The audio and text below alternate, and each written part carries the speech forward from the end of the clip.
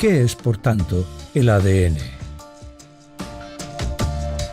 Todos tenemos en el núcleo de cada una de nuestras células un libro de instrucciones, que es el ADN. Entonces, el ADN contiene información codificada, es un código, se habla del código genético, hay otros códigos, el código de los ordenadores, de los ceros y unos, donde cada letra, cada número representado por una combinación diferente de ceros y unos, o el código de los ciegos, el código Braille, o el código Morse. Bueno, pues el ADN es un código. En efecto, un código químico de la más alta sofisticación formado por una larga cadena de nucleótidos. Cada nucleótido está compuesto por una base nitrogenada, un grupo fosfato y la desoxirribosa. Las bases nitrogenadas o nucleobases son adenina, citosina, timina y guanina, o ACTG. Estas 4 letras son las piedras angulares del ADN y determinan en gran parte la información del código genético.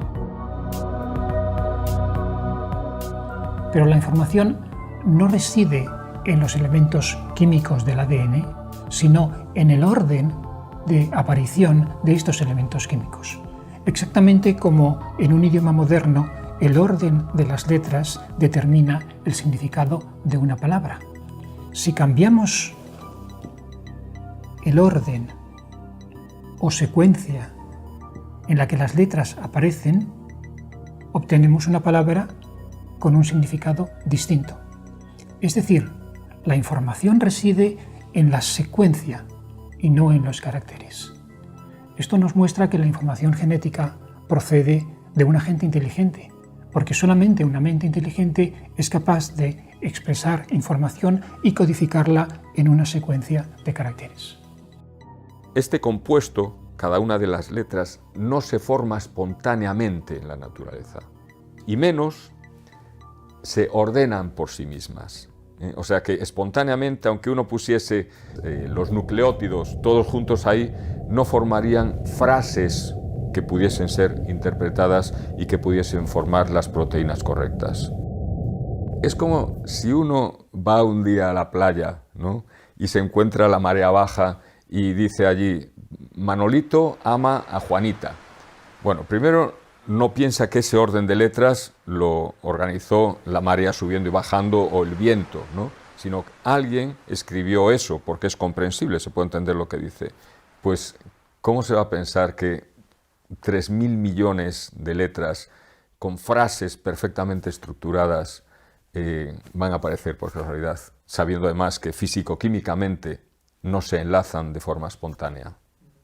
Lo difícil de explicar o lo fascinante es el concepto de información dentro del ADN, porque información requiere de un código, de un lenguaje y de una comunicación, y estos son atributos que siempre están relacionados con una inteligencia.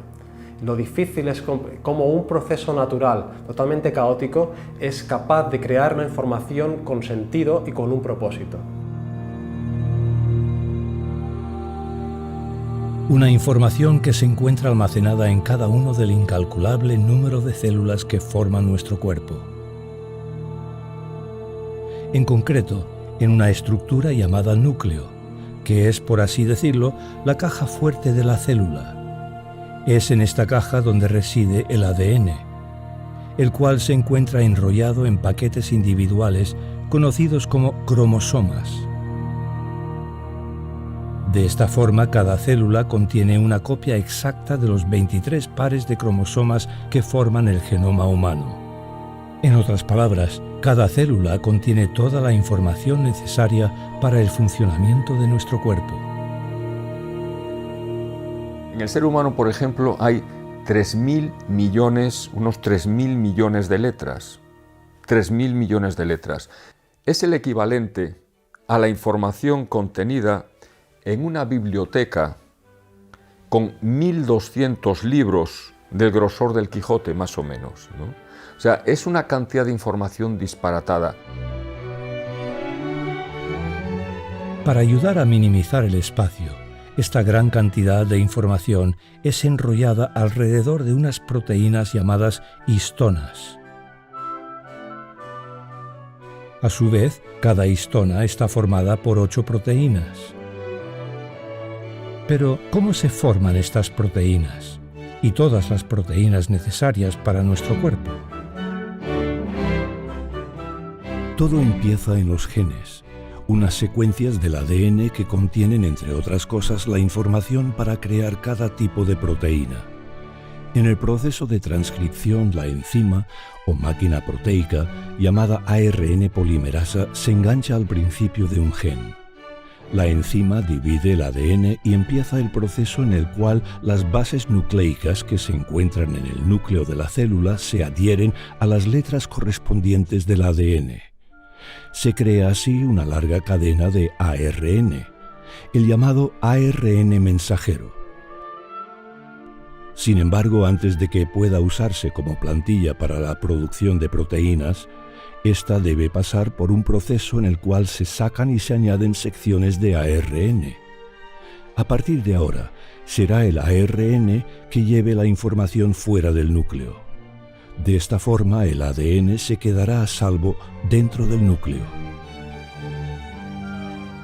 Una vez en el citoplasma, el ribosoma, una máquina formada por unas 80 proteínas, se engancha al ARN mensajero. De esta forma, el ribosoma leerá la información expresada en el ARN para crear una cadena de aminoácidos. Para esto se necesitará la ayuda de unas moléculas llamadas ARN transferentes, las cuales llevarán los aminoácidos correspondientes al ribosoma. De esta manera, estos componentes se van añadiendo uno a uno, hasta formar una larga cadena que en algunos casos puede contener hasta 33.000 aminoácidos. Finalmente, esta cadena se plegará en una forma determinada para formar la proteína.